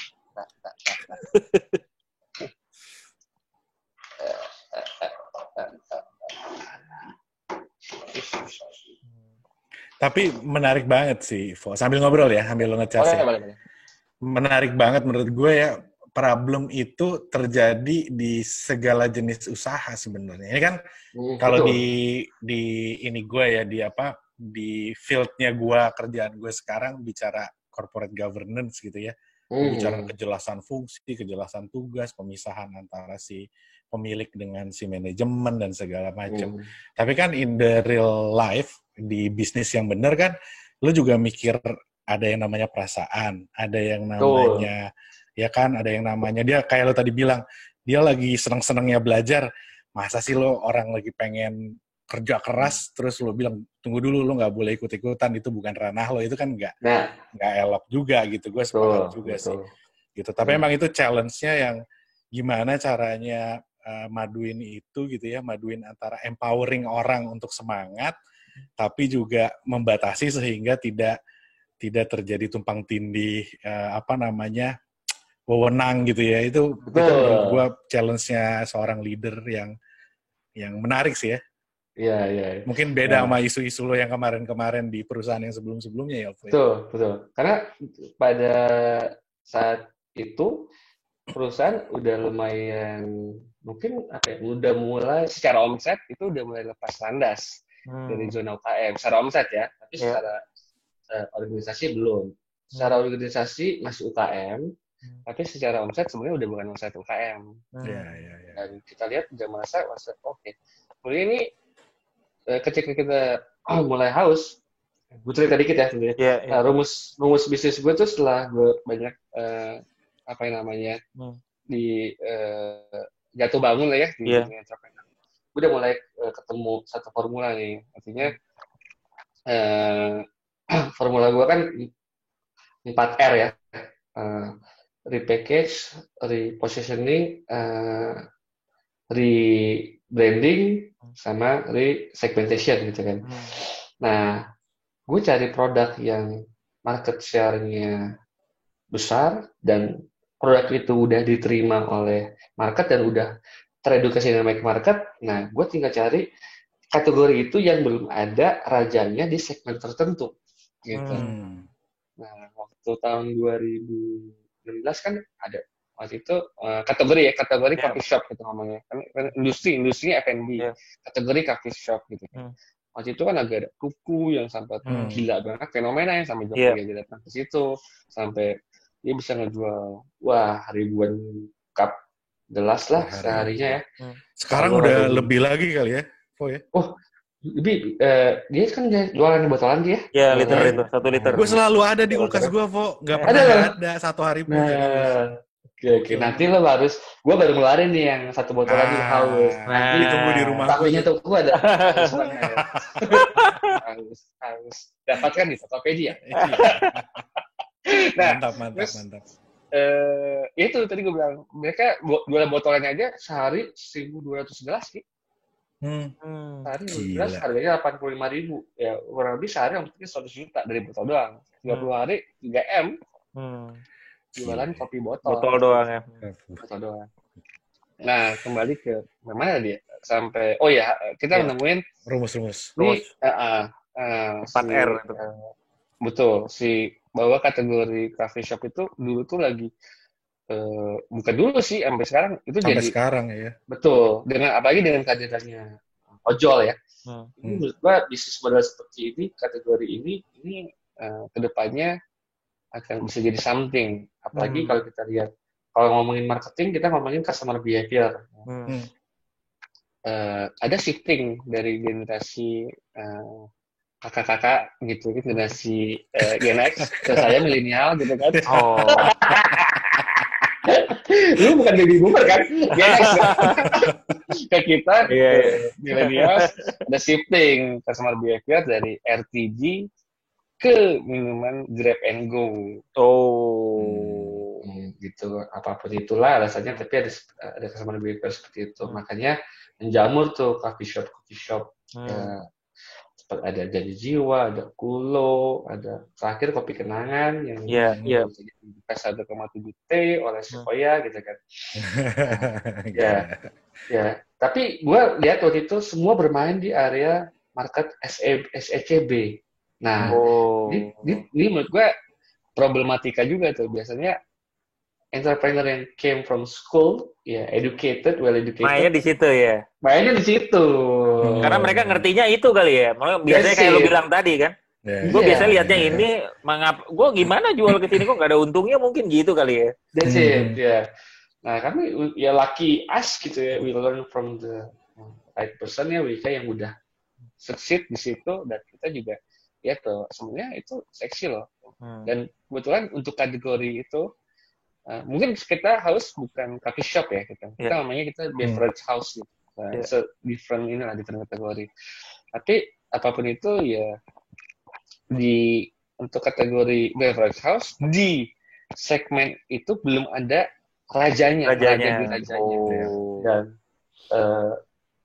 dalam bisnis itu lebih baik jadi yang pertama secara top of mind ya, daripada mencoba lebih baik dari yang terbaik. Ada. Dan sebenarnya kalau dibilang udah ada atau belum ada, dibilang udah ada, tapi belum ada yang jadi top of mind. Kan jadi top of mind itu penting gitu kan. Kayak kita ngomong instan Indomie kan, odol Pesmoden gitu kan. Itu kategori, mungkin kalau kategori beverage house di kelas B orang udah tahu, kayak ada catatan, ada koin gitu. Tapi lu itu masuk kelas itu nggak sih lu? Nah, itu nanti gue ceritain tuh di tengah, karena ada hubungannya. Menarik. Nah, jadi kita masuk dulu nih ke kelas C. Positioning kita udah jelas C gitu kan. Karena kita pengen jadi raja di situ. Karena lawan gue Cappuccino Cincau. Iya itu. Itu juga gila juga tuh. Iya, tapi itu dia. Menurut gue itu organisasi yang mungkin kalau dalam term of competition itu something yang menurut gue kita bisa taklukkan gitu. Nggak se-strong itulah ya gitu mungkin. Ya, karena ya itu penilaian gue, mereka belum jadi top of mind, lalu secara organisasi juga tidak lebih baik dari kita, dan menurut gue dia salah ngambil positioning menurut gue gitu. Karena dia namanya produknya Cappuccino Cincau, brandnya Cappuccino Cincau, sedangkan gue tahu namanya bisnis minuman itu fashion, ganti-ganti ya, produk laksanakan cepat, jadi ketika kalau udah nggak lagi Cappuccino Cincau ya apalagi gitu, brandingnya cuma itu doang ya. Itu terjadi sama es kepal Milo kan, 3 bulan boom, lalu game over. Hilang. Lalu yang brand pakai es kepal Milo gitu, makanya kita bikin nama pakai house tuh sengaja supaya brand kita tidak terasosiasi sama produk tertentu. Kita bukan house Thai tea, bukan house coffee, bukan house tea, we just house gitu. Gitu. Supaya ketika nanti produk sekarang misalkan, waktu awal deh, cheese boom kita jual cheese tea. Ya, cheese tea yang nomor satunya di house. Ketika cheese tea udah nggak booming, kita keluarin lagi boba. Boba yang naik di situ. Nanti mungkin ketika nanti tahun depan bajigur jadi trending, masuk bajigur, nggak perlu tunggu kira. Bajigur gitu ya, tapi harus pengennya di top of mind-nya adalah you are beverage house yang jual minuman value for money gitu kan. Jadi kita tuh kayak mangga 2 ya. Ingat ya, mangga 2 bukan mangga besar kakak-kakak. Tersalah gitu loh. Nah, terus ya mangga 2 kan isinya kayak ibu-ibu tuh, gue pengen beli tas Louis Vuitton misalkan. Oke, berapa di sana 80 juta. Oke, gue ke mangga 2 aja, paling berapa? 800.000. Nah, harusnya gue pengen kayak gitu sebenarnya. Nah, clear ya positioningnya kayak gitu ya. Ya, dan ketika kita bikin house tuh ya, dan kita jalan, kita seperti menemukan sumur minyak yang baru gitu ya. Gitu. Kita bilang, wah, itu sumur minyak gitu. Dan karena gue udah belajar dari sama Wika, gue udah tahu bahwa ketika lo nemuin sumur minyak, lo harus bergerak cepat dan kuat. untuk menjadi top of mind. Karena lo nggak bisa bergerak lambat. Karena nanti lo nemuin sumber minyak, nanti yang nyedot orang kalau lo. Iya, benar. Karena kan udah mulai muncul juga ya, maksudnya udah lama sih, cuma beberapa kan udah dengan nama-nama yang berbeda, dengan ini yang mirip ya, nama berbeda, udah mulai langsung lah ya. Mereka mungkin lihat juga, wih, asik juga nih sumurnya nih ya, benar-benar. Iya. Berarti lo harus punya Randy yang kuat dong ya, kalau model bisnis lo kayak gitu. Betul. Artinya lo harus ngebuat formula-formula baru terus kan untuk bisa akses di market. Betul. Exactly, kita 3 bulan sekali launching new product gitu. Bahkan kita juga sampai tadi sore gue baru Zoom meeting sama anak-anak dagelan gitu kan. Jadi sekarang kedepannya bukan cuma kita ngikutin produk yang lagi trending, lagi jual dengan harga value for money. Kedepannya gue harus berpikir kita harus create the trending gitu. Trendsetter ya. Kita gandengan tangan sama Invia Group anak dagelan karena mereka lah jagonya lah kalau masalah merubah atau mendrive persepsi lah gitu kan. Ya media gitu apalagi gitu. Iya, benar. Gitu. Kembali ke yang tadi, yang ketika gue bilang Haus itu secara organisasi di running masih secara UKM, tapi omsetnya udah lepas landas dari UKM ke corporate gitu kan. Kita berhasil menjual 2 juta cup sebulan. 2 juta cup. 2 juta cup. Edan sebulan ya. Sebulan. Mungkin secara kalau ada brand yang umurnya masih sama kayak kita, 2 tahun, 3 tahun yang bisa penjualnya sebanyak itu, mungkin Kopi Kenangan di atas kita. Yang selain itu kayaknya gue nggak tahu sih, mungkin Janji Jiwa juga mungkin karena itu tabelnya banyak 700. Tapi yang kalau gue dengar Kopi Kenangan sebulan 3,5 juta cup. Wih, gila. Gila ya, itu di segmennya yang sama gitu dengan banyak pemain lainnya aja masih bisa segitu ya. Kopi Kenangan beda. Kopi Kenangan itu B- sampai ke atas gitu. Oh, I see. Gitu. Okay. Kalau Haus itu awalnya C. Bukan, tapi maksudnya di segmen itu kan banyak banget pemainnya, Vo. Oh, kategori maksudnya kali kategori. Oh iya. Kategori. Kalau segmen kan kita biasakan tim spending ekonomi. Iya. Gitu. Okay. Jadi kita nggak secara positioning beda, tapi ada market kita beririsan sebenarnya. Iya, benar. Nah, tadi kembali ke cerita tadi, kita udah mulai pas landas kan, gitu kan. Akhirnya tadi udah biasa lah, mungkin gue nggak tahu ya, gue anggap diri gue karena gue udah terbiasa dengan kegagalan gitu kan ya. Ini kegagalan dalam secara bisnis. Banyak percintaan. Nembak 5 kali ditolak 7 kali. Belum ngomong gue suka banget dia udah enggak gitu kan. Jadi gue merasa kayak ya gue kalau sebagai manusia gue merasa apa yang kita punya sekarang tuh ya itu bukan punya kita, itu benar-benar titipan Tuhan apa gitu. Gue udah pada level titik itulah gitu. Karena gue pernah tinggi diambil gitu. Jadi gue udah nggak kaget lah dengan segala yang kebombasisan inilah gitu. Tapi kan teman-teman gue ini beneran baru pertama kali bisnis. Dan ketika baru pertama kali bisnis langsung jackpot gitu. Yeah. Kebetulan mereka langsung berhasil gitu ya, Pak ya? Berhasil gitu kan. Dan lu kebayang aja. Nggak ada lah. Ya, pokoknya gitu lah. Iya. Paham, tapi gue nggak ngerti maksudnya apa. Ya, kita ngedengernya ya 2 juta cup men sebulan, gila. Berarti kan sehari. Gokil. Berapa tuh? Berarti 70.000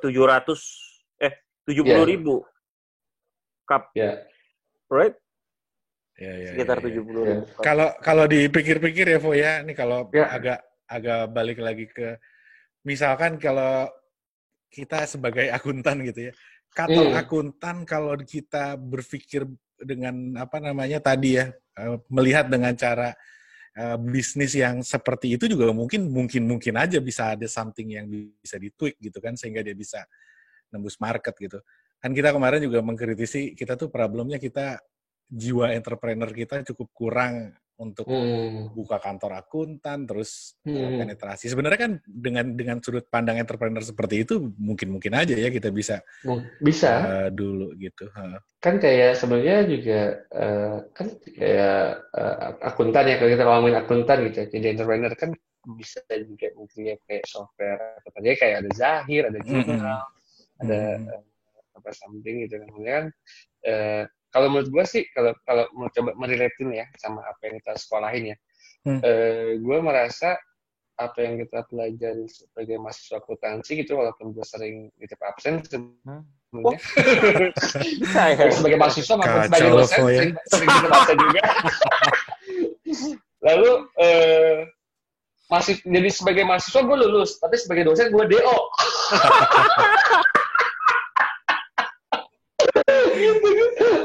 Nah, jadi gue merasa apa yang kita pelajarin, menurut gue sih, kalau gue merasa itu sebagai tools gitu ya. Kalau gue nih ya, kalau merasa, gue merasa apapun yang kita pelajari, gue nggak I'm not fanatik gitu. Gue merasa, misalkan gue belajar marketing, gue nggak harus jadi marketer. Kalau menurut gue, gue jadi belajar akuntansi, gue nggak harus jadi akuntan buat gue, karena buat gue apapun yang kita pelajari selama kita sekolah itu adalah sebenarnya tools atau alat perang, ya, alat senjata ya, yang kita gunakan di medan pertempuran, yang pertempuran apapun yang lo pilih gitu. Let's say ketika lo, Ebin misalnya mutusin jadi penyanyi gitu kan, jadi musisi, kan dalam musisi kan juga dia bisa menemukan hal-hal yang berbau dengan hubungan akuntansi, berhubungan betul. marketing, berhubungan legal. Jadi artinya nggak harus kita belajar akuntansi jadi seorang akuntan atau auditor menurut gue. Jadi kalau gue pribadi ya nggak harus kita jadi belajar akuntansi jadi seorang bukan antara publik gitu. Jadi kalau gue merasa lebih mencoba ke arah yang lebih luas dalam hidup, tidak sebagai profesi, tapi dalam hidup tuh semakin kita bermanfaat buat orang banyak, menurut gue itu hidup kita lebih berarti gitu. Apapun itu gitu. Dan yang paling penting adalah jangan menyesali hidup yang kita pilih gitu. Artinya, let's say, misalkan lu pilih jadi seorang profesional gitu kan, jadi kantoran bla bla bla. Lu pilih itu, ya jangan mengeluh gitu kan. Jangan sampai itu kan pilihan lo gitu kan. Jangan sampai lu jalanin, tapi lu jangan sampai mengeluh. Kalau mengeluh berarti there's something wrong with you gitu kan. Dan ketika lu nggak berani fokus sebenarnya pengen ini gua, ya itu menurut gua ya there's something wrong with you gitu kan. Kalau lo pengen ya lakuin gitu kan. Jangan menyesal, karena maksudnya ya apa ya dunia adalah tempatnya orang-orang yang pemberani.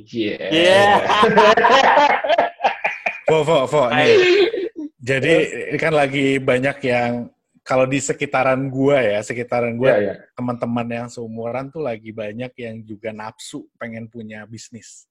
Oke. Gitu. Kalau lo kan emang lo udah lama, udah banyak gagal, udah banyak macem-macem lah pengalaman lo. Nah untuk yang umuran-umuran kita di kondisi di sekarang ini mau bisnis, menurut lo apa saran-sarannya, Vo? Oke. Karena kan waktunya nggak sepanjang lo untuk gagal gitu ya maksudnya. Iya. Kalau tadi omongan lo, gue bisa menyanggah sebenarnya, karena Colonel Sanders memulai bisnis di umur 56 tahun. 56 tahun, Eda. Iya, jadi tidak ada kata terlambat sebenarnya. Gitu. Iya. Tapi makanya kalau gue bilang tergantung purpose bisnis lo apa itu dulu. Gitu. Kalau cuma untuk just for the sake of money, I say forget it lah gitu kan, karena lo pasti akan give up gitu. Tapi mindset lo dulu yang menurut gue yang harus benar. Karena kalau mindset lo udah benar gitu kan, di depan lo ada pasukan apa namanya tuh nggak diatur juga lu nggak akan mundur gitu kan. Gitu. Jadi ya kayak punya prinsip ya get rich or die trying. Gitu kan. Yeah. 50 Cent ya ini ya. 50 Cent. Yeah. Ada kebaikan dalam diri. Oke. Ada pesan modal. Jadi nice. intinya karena apa ya? Kadang-kadang ketika lo posisi lo apa namanya fail ya atau gagal atau terpuruk, itu macan dalam diri lo tuh bangkit keluar gitu kan. Ya kayak gue termasuk maksudnya kayak kalau gue nggak do something nggak apa ya anak gue nggak makan nih gitu kan. Iya benar. Ya jadi love kecintaan gue sama keluarga gue tuh yang bikin gue ya bisa ketika gue bangun haus gue pergi rumah jam 8 pulang jam 2 nih gue balik jam 2 gitu kan.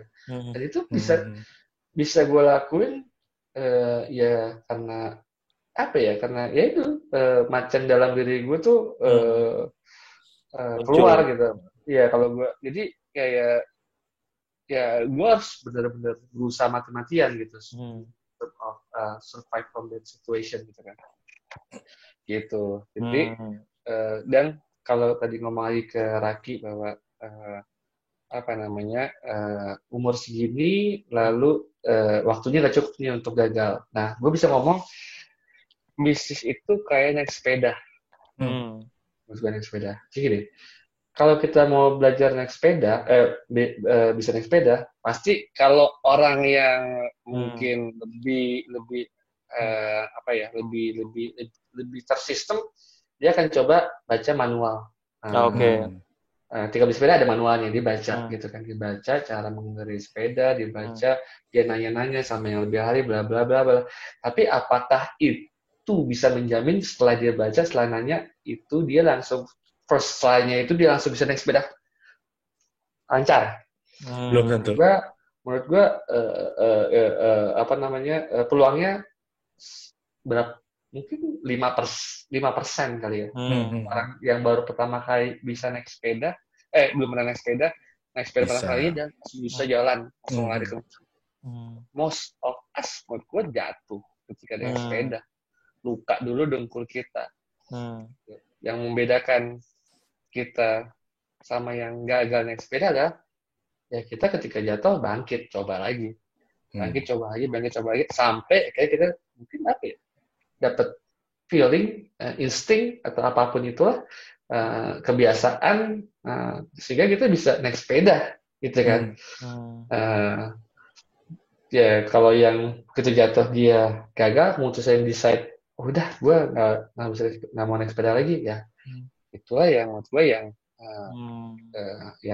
yang fail ya gitu. Tapi jadi lu nggak pernah jadi orang gagal sebenarnya sampai lu berhenti gitu. Ketika berhenti baru gagal. Tapi ketika lo mencoba dan gagal, menurut gue itu adalah that's the process of the success gitu kan. You have to do that gitu. Gitu sih. Itu yang berdasarkan pengalaman gue ya. Jadi kalau ada mungkin yang seumuran kita mau coba bisnis selalu takut gagal, menurut gue forget about it, mendingan gitu. Mendingan nggak usah lah ya. Ya, nggak usah. Juga lu harus gagal karena itu adalah proses gitu. Iya. Gitu. Gitu sih. Nice. Oke. Bagus banget nih. Bagus. Keren. Kayaknya ini kita ini adalah salah satu episode terlama. Iya. Panjang ya, benar. Ini salah satu episode terlama kita. Ya, sekarang udah hampir 2 jam kita ngobrol. 2 jam ya? Yes, 2 jam. Gitu. Tapi menurut gue kita dapat banyak insight sih ya. Maksudnya ini karena kan yang nonton nih kalau ini segmentasinya nih ya secara umur. Nah, ini memang seumurannya gini ya. Makanya tadi pertanyaan Raki, kayak gimana nih? Kenapa? Karena itu memang yang ditanyain. Karena itu memang menjadi orang, wah gue gimana ya kalau misalnya berhenti? Oh gimana gue itu gitu ya. So dengan lu bilang dan lu share terus udah gitu journey-nya seperti kayak gimana tuh banyak banget memberikan apa ya, at least reference lah gitu kayak, dan ya udah emang lu mau enggak gitu ya. Jangan jadi mau lucunya enggak, ya. Lucunya gini, Vo, di usia-usia ini ya yang gue perhatiin dari teman-teman, itu banyak hal yang belum pernah dicoba. Oke. Gitu. Termasuk misalkan apa? Bikin podcast. Oke. Gua kira ya apa ya udah bercoba. Teman-teman juga ada yang penasaran tuh gimana caranya. Gue bilang kalau lo nggak nyobain, lo nggak akan pernah tahu. That's it.